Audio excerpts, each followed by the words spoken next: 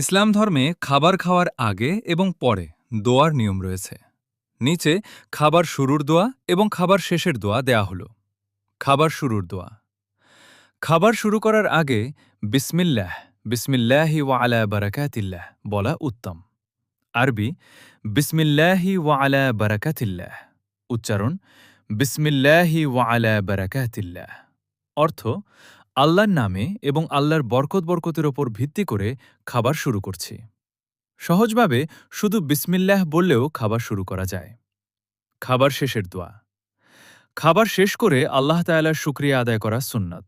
আরবি আলহামদুলিল্লাহিল্লাযী আত'আমানা ওয়া সাকানা ওয়া জাআলানা মুসলিমিন। উচ্চারণ আলহামদুলিল্লাহিল্লাযী আত'আমানা ওয়া সাকানা ওয়া জাআলানা মিনাল মুসলিমিন।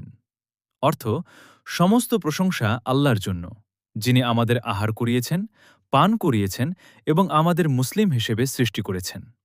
নোট: খাবার খাওয়ার সময় যদি শুরুতে বিসমিল্লাহ বলতে ভুলে যান, তবে মনে পড়ার সাথে সাথে এই দোয়াটি পড়ুন। বিসমিল্লাহি আওয়ালাহু ওয়া আখিরাহু।